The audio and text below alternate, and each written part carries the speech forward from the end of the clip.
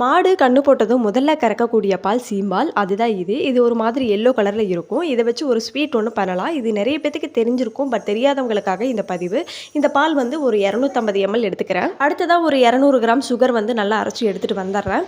அடுத்ததா சுக்கு, கொஞ்சமா மிளகு கொஞ்சம் லிமிட்டா வந்து சேர்த்துக்கோங்க. இல்லைன்னா ரொம்ப காரமா இருக்கும். இது கூட அந்த அரைச்சு வச்சிருந்த கொஞ்சமா ஒரு ஸ்பூன் சர்க்கரை மட்டும் சேர்த்து இந்த மாதிரி நல்லா அரைச்சு எடுத்துட்டு வந்துருங்க. இப்போ ஒரு கிண்ணத்துல அரைச்சு வச்சிருந்த சர்க்கரையும் சேர்த்துக்கலாம். அதுலயே வந்து இந்த சுக்கு, மிளகு வந்து அரைச்சு வச்சிருக்கோம் இல்லைங்களா, அதையும் வந்து சேர்த்துக்கிட்டு நம்ம அந்த சீம்பாலையும் வந்து கொட்டிக்கலாம். இப்போ இது எல்லாமே சேர்த்து நல்லா மிக்ஸ் பண்ணிக்கோங்க. சர்க்கரை நல்லா வந்து கரைஞ்ச உடனே ஒரு குக்கர் ஒன்று எடுத்துக்கோங்க. அதில் கொஞ்சமாக வந்து தண்ணி விட்டுட்டு இந்த பெருமனையும் உள்ளே வச்சுட்டு நம்ம கலக்கி வச்சுருந்த இந்த சீம்பாலையும் வச்சுட்டு நல்லா மிக்ஸ் பண்ணிக்கோங்க. இப்போது இது கூட காய்ச்சி ஆற வச்ச பால் ஒரு 1/4 டம்ளர் மட்டும் எடுத்து ஊற்றி நல்லா மிக்ஸ் பண்ணிக்கோங்க.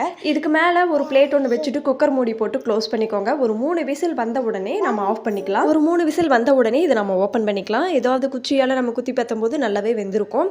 இப்போ நம்ம சைடில் நல்லா கீரல் போட்டுட்டு சென்டர்லேயும் நல்லா கட் பண்ணி எடுத்துக்கிட்டோம் அப்படின்னா செம்ம டேஸ்டியான சீம்பால் வந்து நமக்கு ரெடி ஆயிரும். அந்த சுக்கு, மிளகு இதோட சேர்த்து சாப்பிடும்போது நம்ம உடம்புக்கு அவ்வளோ நல்லது. டேஸ்ட்டும் நல்லா அல்டிமேட்டாக வந்து இருக்கும். கண்டிப்பாக ட்ரை பண்ணி பாருங்கள். இது கிடைச்சது அப்படின்னா மிஸ் பண்ணிடாதீங்க. இதே மாதிரி நிறைய யூஸ்ஃபுல்லான வீடியோக்கு நம்ம பேஜை மறக்காமல் ஃபாலோ பண்ணிக்கோங்க. தேங்க்ஸ் ஃபார் வாட்சிங்.